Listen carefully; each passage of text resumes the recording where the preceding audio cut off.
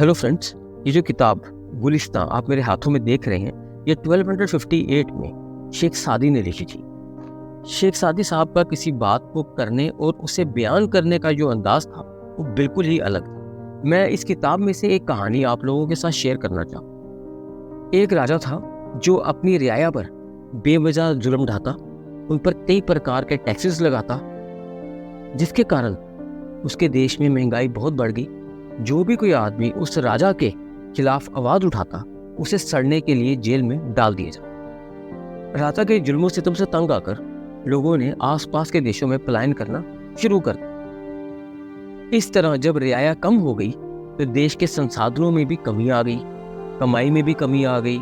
इसके चलते देश जो था वो आस्ता आस्ता गरीबी के दलदल में फंसता चला गया। गरीबी के कारण आसपास के जो राज्य थे, जो उसके दुश्मन राज्य थे, हम ऐसा कह सकते हैं, उन्होंने उस पर दबाव डालना शुरू कर दिया। इस कहानी में इस मोड़ पर एक शेर का तर्जुमा भी किया गया कि अगर कोई व्यक्ति मदद की ख्वाहिश रखता है तो उसे अपने अच्छे वक्त में उन लोगों की मदद करनी चाहिए जो उस समय किसी बुरे दौर से गुजर रहे हैं। एक बार एक इकट्ठ हुआ और उसमें एक शाहनामा पढ़ा जा रहा था जिसमें दो लोगों का जिक्र था, एक राजा और एक आम आदमी। वो राजा जिसके हाथ से आस्ता आस्ता उसका राज्य फिसलता चला जा रहा था, और एक आम आदमी जिसके पास ना ही सेना थी, ना ही संसाधन थे, ना ही शस्त्र थे, ना ही महल था, फिर भी वो राजगद्दी को हासिल करे। राजा ने जब वजीर से पूछा कि ऐसा कैसे हुआ, तो वजीर ने जवाब में कहा कि उस आम आदमी ने, जब वजीर ने जवाब दिया तो उसने रेफरेंस उसी शेयर का दिया कि उस आम आदमी ने लोगों के बुरे वक्त में उनका साथ दिया, उनकी मदद की, और उन्हीं लोगों ने बाद में जाकर उस आदमी के फेवर में आवाज उठाई और ऐसा टिकट तैयार किया कि उसे राजगद्दी हासिल हो। उसी समय वजीर बोल उठा कि बादशाह सलामत, अगर रियाया ही हुकूमत दिलाती है तो आप रियाया पर जुल्म कर क्यों उसे अपने से दूर कर रहे हैं? शायद आप हुकूमत करना ही नहीं चाहते। फिर बादशाह ने वजीर से पूछा कि बताओ, मैं लोगों को और सेना को इकट्ठा कैसे कर सकता? तो वजीर ने कहा, अपनी नीतियों में बदलाव, व्यवहार में ठहराव, उदारता और दयालुपन लाकर शांति को स्थापित करें। लेकिन अफसोस कि आपके व्यवहार में ऐसा कुछ भी नहीं है। बादशाह ने कहा कि मैं ये सब कुछ करने की कोशिश करूंगा।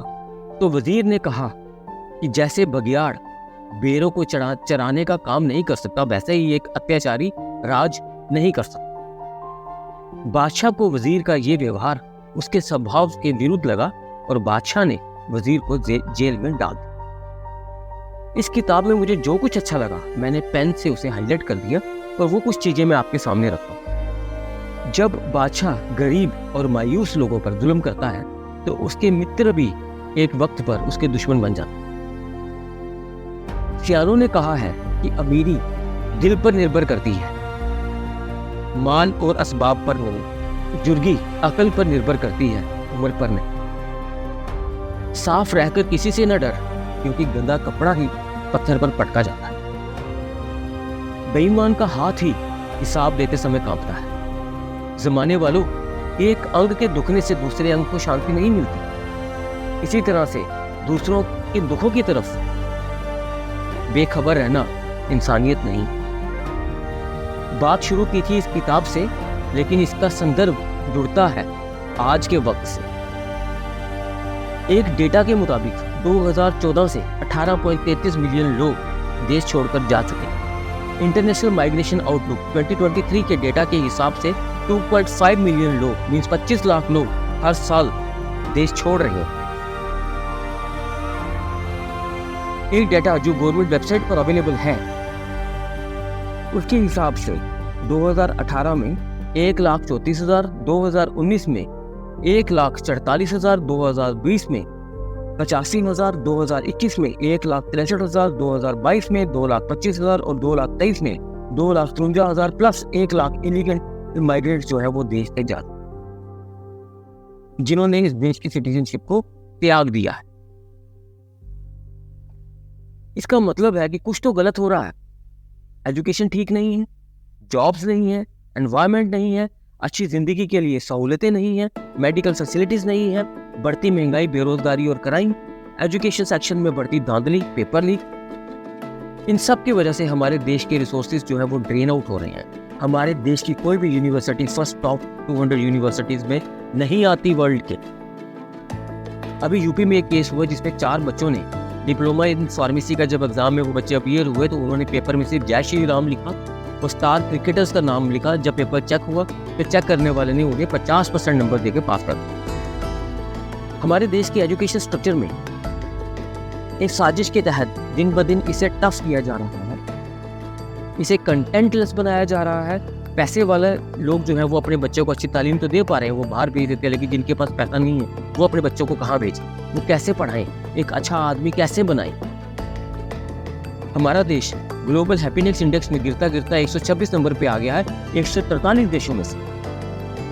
ऐसा लिखा गया है कि India rank behind Libya, Palestine and Iraq in happiness index. किसी ने खूब कहा है कि दिमाग को पढ़ना नहीं आता लेकिन वो पूरी किताब चाट जाती है। ये बात बिल्कुल वैसे ही है कि हमने 5 किलो राशन के साथ ऐसा समझौता कर लिया है कि उसे पकाने के लिए हम 1150 रुपये का सिलेंडर खरीद रहे हैं। मैं अपनी बात को एक कहानी के साथ एंड करना चाहूँगा। एक बार एक जंगल में इलेक्शन हुए तो भेड़िए ने कहा कि अगर आप लोग वोट देकर मुझे चुनते हैं तो मैं आप सबको कोजी ब्लैंकेट्स गिफ्ट करूँगा। तो एक भेड़ ने पूछा कि वो कहाँ से आए। शुक्रिया। अगर आपको मेरा ये वीडियो अच्छा लगा हो तो इसे लाइक, शेयर और कमेंट जरूर करें। ये करने से मुझे एक उम्मीद मिलती है कि ऐसा कंटेंट मुझे और बनाना चाहिए। आगे आपको और भी कुछ नया पेश करने की मैं कोशिश करूँगा। धन्यवाद, फिर मिलते हैं।